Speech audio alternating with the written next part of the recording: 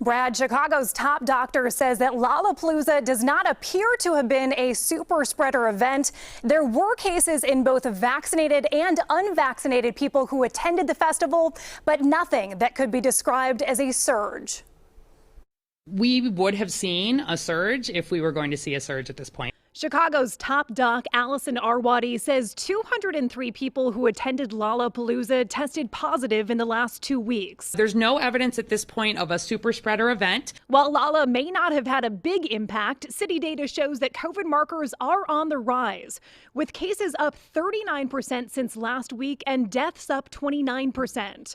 But the numbers remain significantly lower than last April and November. While other parts of the country are seeing hospitalizations surge once again, Chicago is only seeing a slight uptick.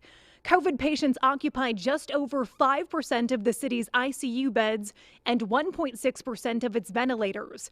Statewide, there are more than 5,500 ventilators, about 4,100 are in use, but only 145 are being used by COVID-19 patients. Still, that doesn't tell the whole story. We were kind of preparing for surges later in the winter and fall, and I think, this came to us as a complete surprise. Dr. Jonathan Pinsky is the medical director of infection control and prevention at Edward Hospital. He says over the past 2 weeks, they've seen an acceleration of admissions.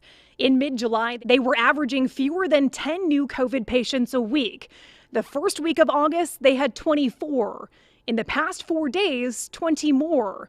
The average age of patients, 50. We're not seeing as many older patients get admitted now because most of them are protected from vaccines. So we're predominantly seeing younger patients and across the board unvaccinated. Pinsky says this new wave of patients is serving as a lesson, perhaps a reminder that we can't expect COVID-19 to just go away. Eventually, we all will get exposed to COVID. And it's just a question of when you're exposed to COVID, do you want to be vaccinated or unvaccinated? Do you want to be protected or unprotected?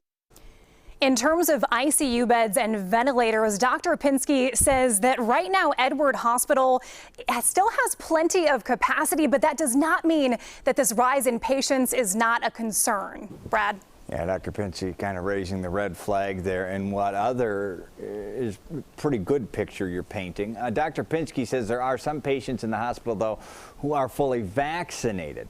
Had the shots, still in the hospital. What does he say about those patients? Well, Brad, he says that most of those patients are older or immunocompromised, but he said that this is a good reminder to all of us that we should be remembering those mitigation measures that we've been using for the last year and a half. That's washing our hands, keeping our distance when we can, and wearing those masks when we're indoors, whether we are vaccinated or not. Brad? Okay, good tips. Our thanks to Jackie Kostek.